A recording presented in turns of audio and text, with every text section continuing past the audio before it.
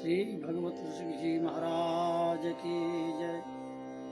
पद नंबर 39। कवित। मोतिन समारी मांग सोहत सुहाग बरी, मोहत बिहारी मन मधुप पर्यो फंद। दीपति उजारी तैसे नीलपट जीनी सारी, दीपत उजारी तैसे नीलपट जीनी सारी। मैं चक कचकारी ज्यों चंद्रिकाल से अमंद। मृग मद बेंदी बाल रुचि के बनाई बाल, मृग मद बेंदी बाल रुचि के बनाई बाल। कजरारे नैन ज्यों खाजन नचे सुचंद। भगवत चकोर नैन, भगवत चकोर नैन देखी देखी पावे चैन। भगवत चकोर नैन देखी देखी पावे चैन। प्यारी तेरो आनन, प्यारी तेरो आनन सहस कला को चंद। प्यारी तेरो आनन सहस कला को चंद। मोतिन समारे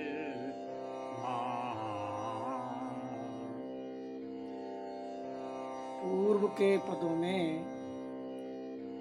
जैत नवनागरी कह के श्री राधा रानी की जय जयकार करते हुए, दर्शन की भिक्षा मांगते हुए, दूसरे पद में मेरी महारानी श्री राधा रानी में श्री राधा रानी के प्रति अपना अनन्य भाव, अनन्याश्रय ग्रहण किया। भक्ति में अन्याश्रयाणाम त्यागो अनन्यता, अन्य के आश्रय का त्याग ही अनन्यता है। इस भाव से उन्होंने कहा मेरी महारानी श्री राधा रानी। अब मानो जैसे किशोरी जी ने कृपा करके अपना दिव्य दर्शन दिया हो, उस भाव से स्वामिनी किशोरी करुणामयी श्री राधा रानी के श्रृंगार का वर्णन करते हैं। वैसे तो नियम ये है कि ध्यान प्रक्रिया में चरणों से ध्यान प्रारंभ किया जाता है, लेकिन ये रसमार्गी की उपासना, रसोपासना में विचित्र ही विधा है। ये विधा सिर पर चढ़कर बोलती है। तो मोतिन सम्हारी मां क्या कहते हैं? श्री राधा रानी के शिरोभाग में जो केशों के मध्य में एक धारा होती है जिसे हम कहते हैं मांग, वो मांग मोतियों से भरी, झलमल झलमल चमचमाती हुई मांग का दिव्य दर्शन हो रहा है। काले काले केस घुंघरारे, सोहत सुहाग भरी, जैसे सुहाग दूल्ह दुल्हन अधिक बनी पूजन चली कल्पतर सुंदर समय सुगर सजनी आदि में सुहाग का चिन्ह होता है। लौकिक रीति में देखा जाए तो महिलाओं के मस्तक पर सुहाग का चिन्ह होता है, लाल लाल रंग भी होता है और मांग भरी जाती है। तो ये श्री जी के सुहाग का की शोभा का वर्णन कर रहे हैं, सुहाग भरी। मोहत बिहारी मन, ऐसे उनके कुंचित केशों को, सुंदर शोभायमान केशों के मध्य में जो धारा है उसका दर्शन करके मोहत बिहारी मन, और बिहारी जी का मन उसमें फंस गया। कैसे फंस गया? मधुप पर्यो फंद, जैसे भौरा होता है और कमल की कर्णिका पे बंध जाता है, कमल के पुष्प जब सिमट जाते हैं शाम को, तो वो भी बेचारा उसी में छुप जाता है। तो मधुप पर्यो फंद, मधुप माने भौरा, जैसे भौरा कमल के पुष्प में छिप जाता है, ऐसे ही लाल जी का मन श्री राधा रानी के मांग के बीच में फंस गया। दीपत उजारी तैसे नीलपट झीनी सारी, दीपक के समान उजाला हो रहा है। उनके नीले रंग की जो साड़ी है उनमें जैसे कुछ श्रृंगारित चिन्ह लगे हुए हैं, तो वो चमक रहे हैं। जिसे साड़ी आदि में वो चमकनी वस्तु होती है, तो उसको कहते हैं, जैसे आकाश में, जैसे नीले नीले आकाश में जैसे तारागण चमक रहे हों, ऐसे वो दीपक के समान उनके साड़ी, नीली नीली साड़ी में ये सब श्रृंगार चमक रहे हैं, दीप्यमान हो रहे हैं। झीनी साड़ी, झीनी माने ज्यादा मोटी साड़ी नहीं है, सहज सुख देने वाली, जिसमें श्री जी के श्रीअंग की आभा मेचक कचकारी जो चंद्रिका लसय अमंद। मेचक, कच माने केश, जिनके काले काले केश हैं, मेचक घुंघरारे केश।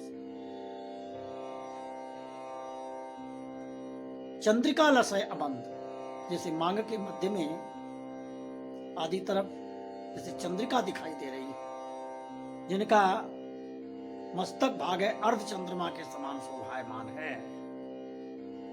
चंद्रिका लसय अमंद, मृगमद वेदी भाल।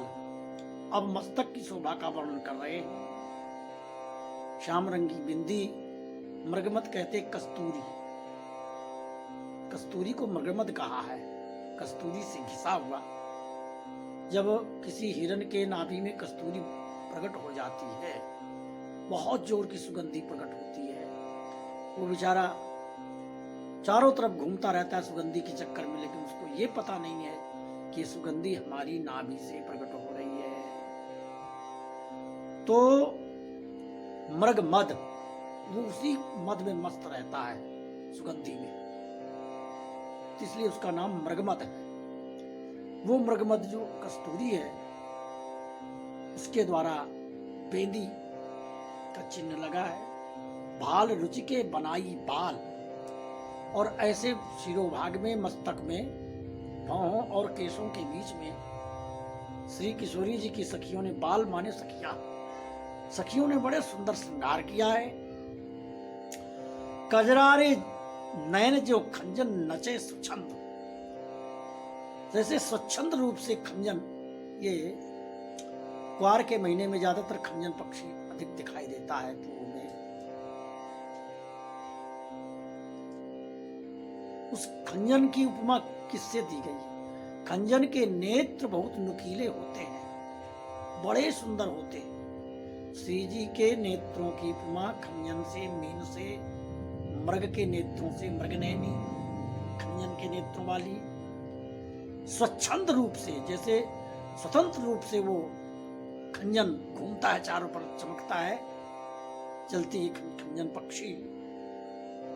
तो कजरारे नयन, उनके काले काले नेत्र जो हैं, खंजन, जैसे खंजन चारों तरफ घूम रहा हो, खंजन पक्षी और उसके नेत्र चारों तरफ घूम रहे, ऐसे नचे, उनके नेत्र नृत्य कर रहे हैं, नेत्र घूम रहे हैं चारों तरफ, बड़े सुंदर नेत्र हैं। भगवत चकोर नयन, भगवत ऋषि जी कह रहे हैं यहाँ दो भाव है। एक तो भगवत ऋषि चकोर बन गए और एक भगवत माने बिहारी जी। बिहारी जी के नेत्र चकोर बन गए। अच्छा, चकोर का स्वभाव क्या होता है? ऐसा कहते हैं महानुभाव कि चंद्रमा से उसकी विशेष आसक्ति होती है। तो जब चंद्रमा उदय होता है तो चंद्रमा की तरफ ऐसे देखता है, और जैसे जैसे चंद्रमा ऊपर होता जाता है तो वो भी ऐसे होता जाता है, और जब चंद्रमा पीछे को चला जाता है उसके साथ उल्टा लेट जाता है। उसकी इतनी आसक्ति होती है, चाहे तो वो घूम सकता है, घूमता नहीं है, ऐसे उस पर नेत्र गड़ाए रहता है। तो ये चकोर का स्वभाव है।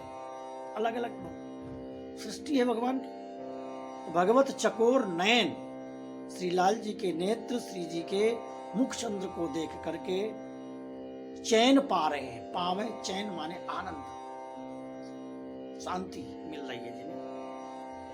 प्यारी तेरो आनंद। अब यहां चकोर किसको देखता है? चंद्रमा को। तो भगवत श्री जी कहते हैं, हे स्वामिनी, हे श्री राधा रानी, आपका जो मुकम्मल है कैसा है? सहस कला को चंद। ये तो 16 कला का चंद, ये पूर्ण कला से पूर्णिमा के दिन प्रकट होता है।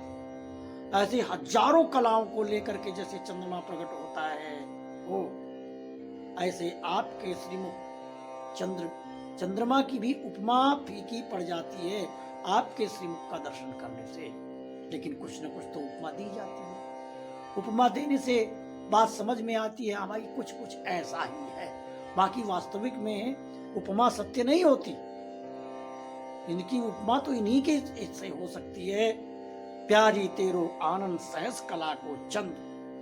हे स्वामिनी, आपका श्रीमुख, आपका जो कपोल है, आपका भाल है, आपका श्रीमुख है, ये चंद्रमा के समान देदीप्यमान हो रहा है, और लाल जी चकोर बन करके आपके श्रीमुख का दर्शन कर रहे हैं। मोतिन संहारी। तो यहाँ श्री किशोरी जी के केवल मुखार विंद और शिरोभाग तक का ही वर्णन किया गया है। बोलो वृंदावन बिहारी लाल की जय जय।